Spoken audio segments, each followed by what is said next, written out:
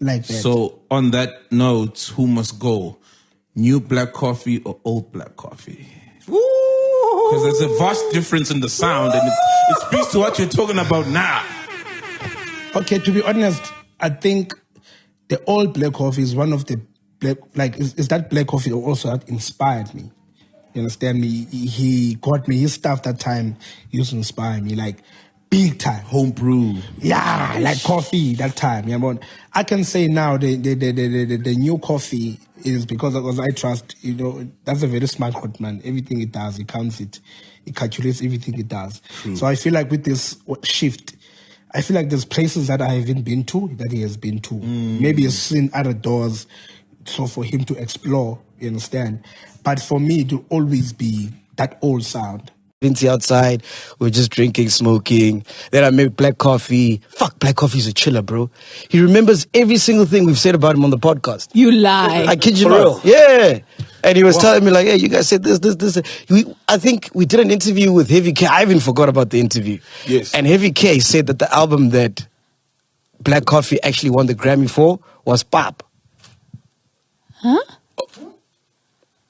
Wait, but that was frequent. What was it? Was it subconscious? Yeah, he said it was pop. Yeah, so he said during the interview we did with Heavy K said that album is pop. Okay, yes, I think I remember something like that. With the sound having been so foreign to us as South Africans. Yeah, and then he's like, he won a Grammy. You know what I mean? Yes.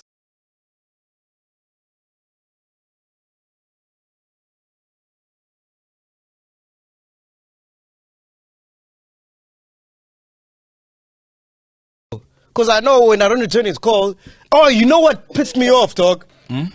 During the conversation when I'm like, so it's sorted with you and Coffee. And the response is like, I must say sorry on the podcast or whatever. I'm like, dog, it's not that deep. It's like, Wabona, now you think you're big. That's when I lost my shit. That's when I lost my shit. I'm like, dog, I've ignored so many calls today because I'm dealing with this crisis. I don't have time. But I took time out of the time that I have to respond to this bullshit that I have nothing to do with. Just because your ego is fucking bruised and you're a narcissist and all you care about is yourself, doesn't mean everybody's like that.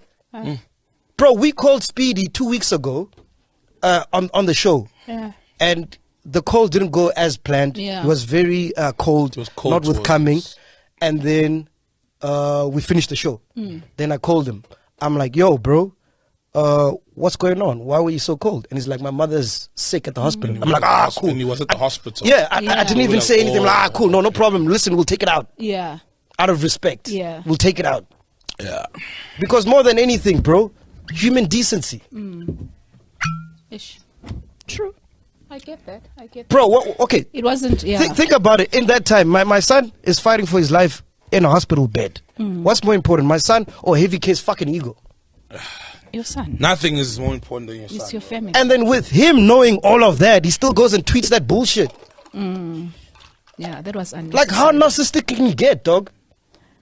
Because I feel like it's almost like now their issue is now projected to you. Bro, and I'm just a messenger. Fix it with Coffee. Fix it with Coffee. Even though you just paraphrased, but you know what I mean? Because I think you did get to a point where like, oh, okay, you just paraphrased. You know what I mean? And you didn't come with a malicious intent of saying, I'm going to say Coffee said this. Because I just asked you and you wanted to get something from the conversation. So...